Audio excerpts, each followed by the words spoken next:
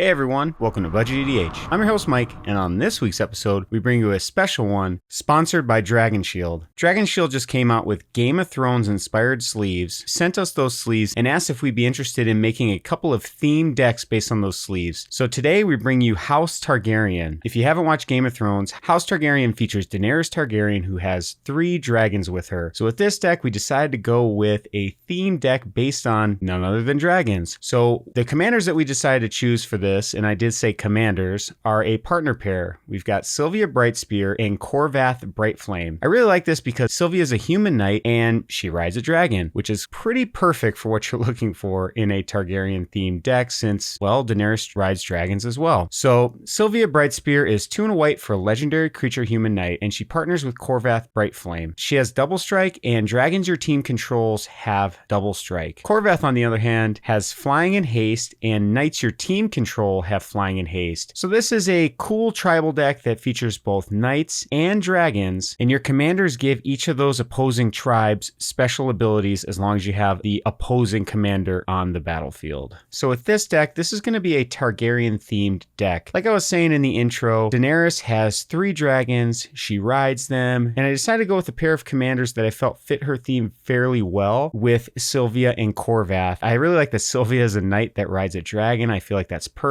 There's a lot of other commanders you could go with in a Targaryen theme, but I really like this one, and it's also not a commander pair that's played very often, and it's in colors that are also not played very often as well. So I kind of liked having that restriction, having a Boros type commander. So with this deck, we've got a ton of dragons in here. We've got over 20 dragons. Also got a bunch of knights, about 20 knights as well. And you have to find that balance in this deck as well, because you want to have dragons and you want to have knights, and they are kind of a conflicting theme as well. They don't work super well together, but with this deck they do. We're going to be able to put a lot of big creatures on the battlefield. We're going to be able to pump them up. We're going to be able to give them very powerful abilities with Corvath and Sylvia, double strike, flying haste, all those really powerful abilities. And we're going to be able to really easily lay waste to our enemies if they don't have ways of getting rid of our board, which we did include a couple of ways of protecting our very powerful creatures in here as well. We don't want to get blown out by something like a board wipe and losing 30 mana worth of creatures. So next up, we're going to go over some of the stats of the deck. This deck has 10 ramp spells in here, and we do want quite a few ramp spells because we are playing very powerful and expensive dragons in here. We do have 8 ways of kind of drawing cards, white and red. That's one of the weaknesses of the color pairing, is there's not a whole lot of card draw, unfortunately. So some of the card draw that you see in here isn't the most powerful. It doesn't just say draw a card. There's stipulations attached, etc. So that is one of the big downsides of playing this color combination. We do have 8 ways of interacting with our opponents. We've got single targeted removal. We've got some board wipes in here. We've also got ways of protecting our creatures, which is very important when you play a deck with so many creatures in it. We've got 15 dragons in here and 20 knights. I really like that ratio. Dragons are a little bit more expensive than the knights are, so having more knights I think is a little bit better than having more dragons. And then we've got 36 lands in here, which is a good number, especially considering that we do have 10 ramp spells in here to power out our dragons a little bit early. Let's get into the deck tech. So first up, we're going to go over some of the interaction that we have in this deck. And we're going to start out with some of the single targeted removal that we have in here. So first up, we've got Swords to Plowshares, exiles a creature, its controller gains life. We've got Wear and Tear, you can destroy an enchantment or an artifact. And we've got Generous Gift, which is a really nice card that lets you destroy any permanent, but its controller gets a 3/3 green elephant creature token. Then we've got some of the ways of protecting our creatures. We've got Boros Charm, which gives permanents we control indestructible. We've got Unbreakable Formation that gives creatures we control indestructible. We've got Chroma's Will, which is very, very powerful card in this deck. Definitely worth the $8 price tag. Creatures gain flying, vigilance, double strike until end of turn. Perfect in a high octane creature deck. And it also has creatures you control gain lifelink, indestructible, and protection from all colors until end of turn. Cool thing with this is if you control your commander when you cast it, you can choose both of these options with it as well. Then we've got a couple of the board wipes.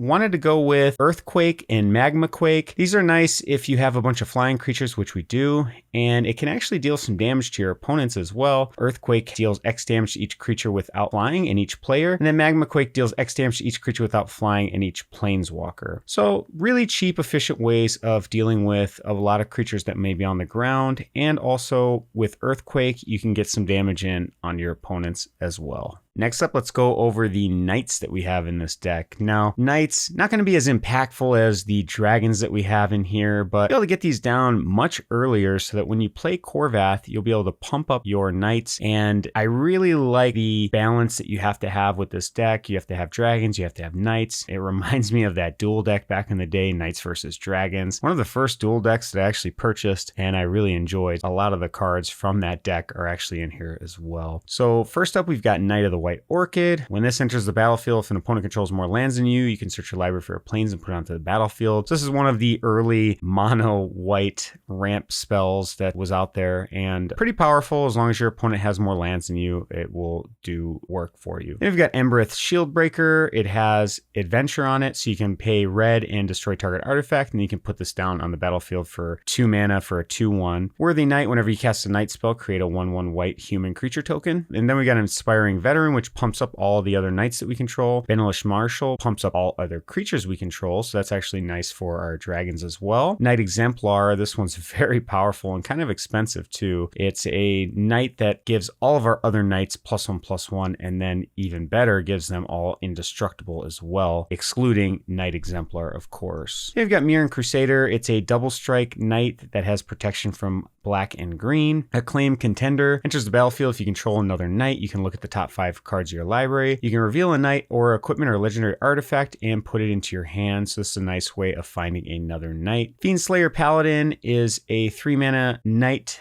that has lifelink, and it can't be the target of black or red spell your opponents control as well. Then we've got Silverblade Paladin. This one has Soulbound, and whatever it's soulbound to, both creatures have double strike, so pretty powerful. Adeline is a newer one out of Midnight Hunt. Its power is equal to the number of creatures you control, and whenever you attack for each opponent, create a 1/1 white human creature token that's tapped and attacking that player or a planeswalker you control. So this one can get out of control pretty quickly, especially since we have about 35 creatures in this deck, not including our commanders. She can get pumped up pretty quickly, especially when she puts those tokens onto the battlefield. Remcarlis, also from Midnight Hunt, is a flying haste knight that is riding some sort of swan, it looks like. If a spell would deal damage to you or another permanent you control, you prevent it. And if a spell would deal damage to an opponent or a permanent an opponent controls, it deals that much damage +1 instead. Not super relevant, but we do have a few things in here like Earthquake, Magma Quake, that will be able to be pumped up by Remcarlis as well. Then we've got Bastion Protector. I really like this one. This one's reprinted in Midnight Hunt Commander. Commander creatures you control get +2/+2 and have indestructible. So really nice with 2 commanders in here. You can give them both indestructible.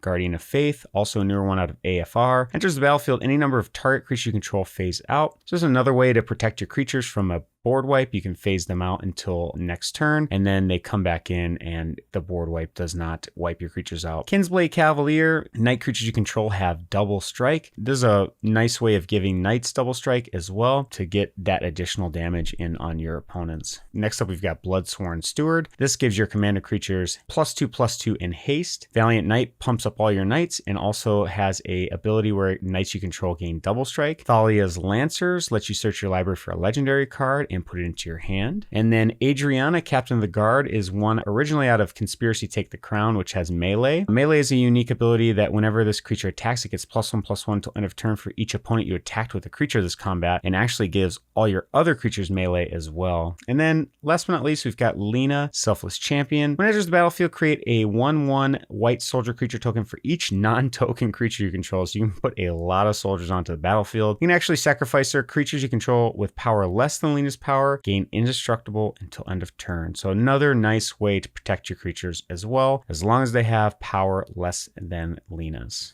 Next up, we're going to go over the dragons that we have in this deck, and we've got 15 of them in here. So first up, we've got Gadrick, the Crown Scourge. It's a 3-mana dragon that can't attack unless you control 4 or more artifacts, so not super great. Cool thing about this is at the beginning of your end step, you get to create a treasure token for each non-token creature that died this turn. So this will be able to attack after a few turns, and getting those treasure tokens is nice so you can power out some of your other dragons that you have in here. Dragons aren't the cheapest things in Magic, so having a way of making them cheaper is really nice. Next up, we've got Territorial Hellkite. It's a 4-mana dragon with haste. At the beginning of your turn, you choose your opponent at random that it didn't attack during your last combat, and it attacks that player this combat if able. If you can't choose an opponent, tap it. So kind of a little bit of a downside on this because of the 4-mana cost. You get a 6/5 dragon, but in Commander, you're always going to have an opponent to attack unless you're 1v1 towards the end of the game. Then we've got Varric's Bladewing, another cheaper dragon that has kicker. When it enters the battlefield, if it was kick, create Karok's Bladewing, a legendary 4/4 red dragon creature token with flying. So for 7 mana, you get 8 power flying, which is pretty decent cost, especially for a early game play. Then we've got Leyline Tyrant.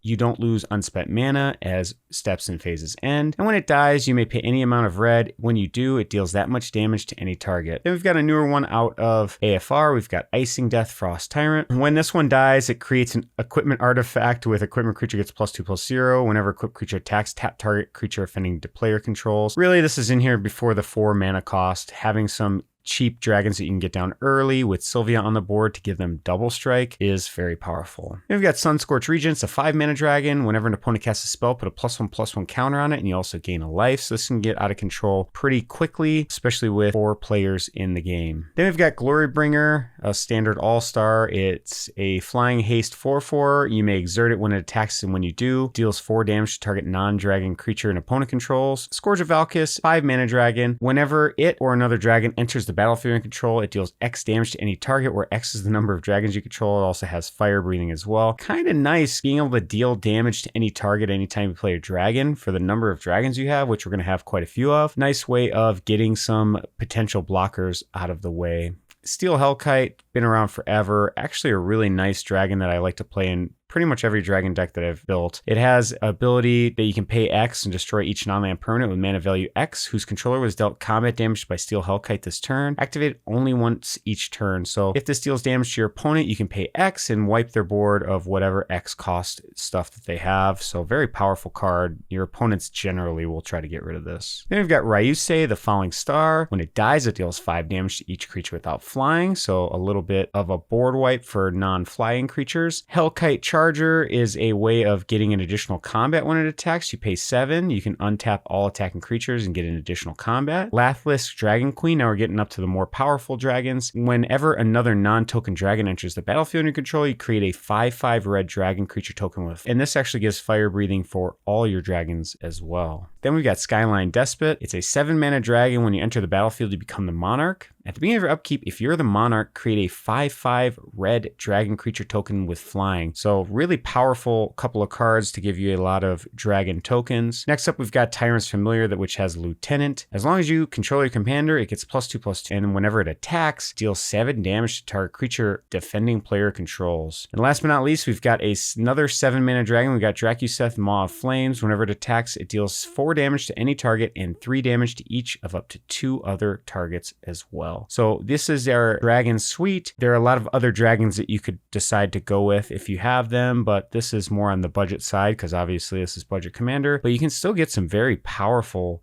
dragons in the budget price range, which is very surprising actually. They've been reprinted so many times that the price on some of these is extremely low. Next up, let's go over some of the utility cards that we have in this deck. So first up, we've got Dragon Tempest. I like this one in any dragon deck. This gives creatures with flying haste until end of turn whenever you play them. And whenever a dragon enters the battlefield under control, it deals X damage to target creature or player where X is the number of dragons you control as well. So can get rid of some pesky flyers and then get in for some damage with Dragon Tempest. Sarkhan's Triumph, searches your library for a dragon creature card, reveal it and put it in your hand, then shuffle. Really nice tutor for dragons. Pretty much a mainstay in any dragon deck. Outpost Siege, another dragon-esque card. It looks like some of the scenes in Game of Thrones. When it enters the battlefield, battlefield, choose cons or dragons. Cons, at the beginning of your upkeep, exile the top card of your library. Until end of turn, you may play that card. So it's another way of getting some sort of card draw. And then dragons, whenever a creature you control leaves the battlefield, deals 1 damage to any target. You're almost always going to choose cons on this card. Next up, we've got Icon of Ancestry. Really good in tribal type deck. When it enters the battlefield, you can choose a creature type. Gives you control of the chosen type, get +1/+1. You can look at the top 3 cards of your library and reveal a creature card of the chosen type, put it into your hand. So another kind of fake way of drawing cards. Going to kind of depend on what you're looking for. You could choose Knight because you have more of them, or you could choose Dragon because you want to get more impactful creatures onto the board. Just really depends. Next up, we've got probably the best card in the deck. It's Maskwood Nexus. Creatures you control are every creature type. The same is true for creature spells that you control. Creature spells you own that aren't on the battlefield, you can actually create a 2/2 blue shapeshifter creature token with Changeling. This card's absolutely bananas in this deck. You can put this onto the battlefield and then all your creatures are knights and dragons, so that gets both benefits to them and gets all of the synergies that you have in here. Corvat's Fury, you choose friend or foe for each player. Each friend discards all cards from their hand and draws that many cards +1. Kind of a Wheel of Fortune, but a little bit better. And then if you choose foe, it deals damage to each foe equal to the number of cards in their hand. So pretty nice card and fits the theme very well in our deck. And last but not least, we've got a very powerful one in any deck that you're playing big giant creatures in. It's Warstorm Surge. It's an enchantment. Whenever a creature enters the battlefield under control, it deals damage equal to its power to any target. So this is a nice one. You can get rid of any pesky blockers whenever you play a dragon, nuke it, and then get in for some damage, or you can just go straight to face and kill your opponents that way as well. Thank you so much for watching this Budget Deck Tech today. If you have any suggestions for some of the picks in this deck, or agree with or disagree with some of the choices, let us know in the comments down below. If you like this video, consider subscribing to our YouTube channel if you haven't already, and check us out on Patreon over at patreon.com/BudgetEDH. There's a lot of different tiers for rewards over on Patreon. See you guys next time.